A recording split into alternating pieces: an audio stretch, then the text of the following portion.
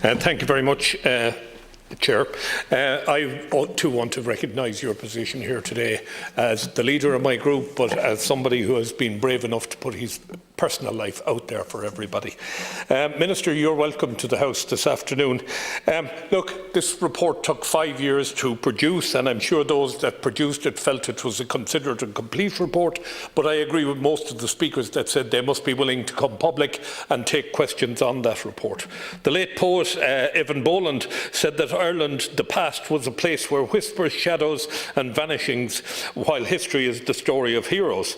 The report has unearthed a dark, distant past in this country. Personal testimonies of survivors of these homes are harrowing, and it shows us that the oppression of women who became pregnant outside of marriage was brutal, widespread and systemic. The other thing we've heard talk about redress here today. A redress scheme must encompass everybody. If there were 5 minutes in one of these places, it must encompass them all. We cannot have a cut-off date where somebody is entitled and somebody is not. The system in this country labelled pregnant unmarried women as sinners and their children as illegitimate. It stripped the women of their dignity, almost dehumanised them in the process. One of the most difficult to read sections of the report is the rampant infant mortality. Over 9,000 children, each one a citizen of this state, died in the care of the church and state, many without the dignity of a funeral and a marked grave. If it wasn't for the tireless work of Catherine Corliss, the Commission may never have been established, and there still may be outstanding questions to be answered.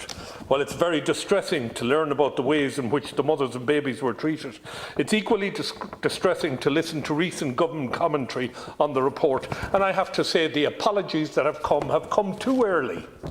Let us see a redress system. Let us see care for those who were in these homes put in place, having proved that we were sorry by our actions, then apologise. I have no time for these apologies. It's like I said sorry, so let's move on. That's just not good enough. The response to the publication of the report by the Taoiseach Leo Varadkar, who shames the Irish society.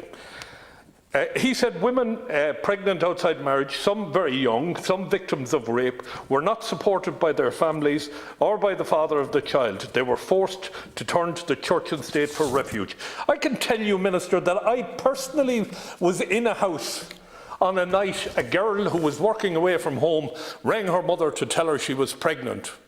And the father, who was a stern Victorian man, I remember the family that night in panic. How are we going to deal with this? How are we going to tell Dad? As soon as that man heard, the first thing he said was, "Bring my daughter home and let me look after her."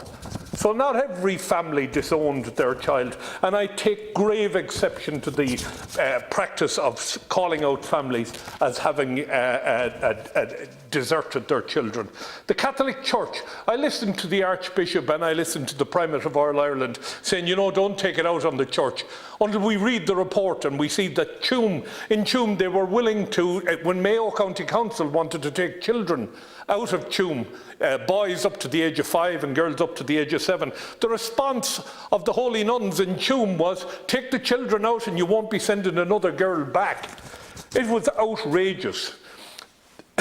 I can't agree with the report's simplistic explanation that the women should have been at home with their families, but they were rejected by their families. They were not, in all cases, rejected by their families. It is deeply insulting to those families who looked after their daughters.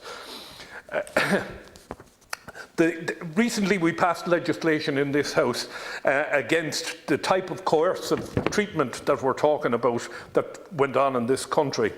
It defines threats of humiliation, intimidation or other abuse that is used to harm, punish or frighten the victim. That's exactly what we did. Certainly when I was a boy growing up, there was no girls pregnant in Galway. They were all sent away, so they were on a holiday, and when they came back 9 months later, nobody dared ask where they were. I believe that the Commission, the Taoiseach and the Taoiseach, to take the view that it was families who failed women and children, gaslights the survivors and undermines their own memory and testimony. I would, however, apportion due blame to the fathers of children I knew fellas growing up who made girls pregnant and took to the high hills and left them swinging in the wind. Not taking away from what Senator Byrne just said, there were some very decent lads who had made girls pregnant, wanted to do the right thing, and what happened? Between church and state, they were prevented access to the girls that they made pregnant. So let's be honest about what took place in this country. When I think of the stories, it's funny, the Bessborough story came out on TV, and a girl I knew from many years ago, whom I thought went to a family when she was pregnant, contacted me to tell me that she was in Bessborough. At the end of the day, that girl is haunted by her time in Bessborough now.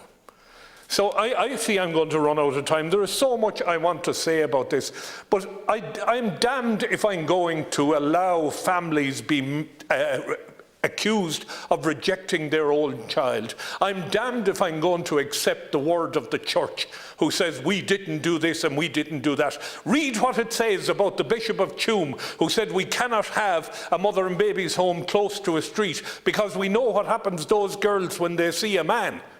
For God's sake, let the church take some responsibility. And I know I'm running over my time, Chair. I'm going to finish now very quickly.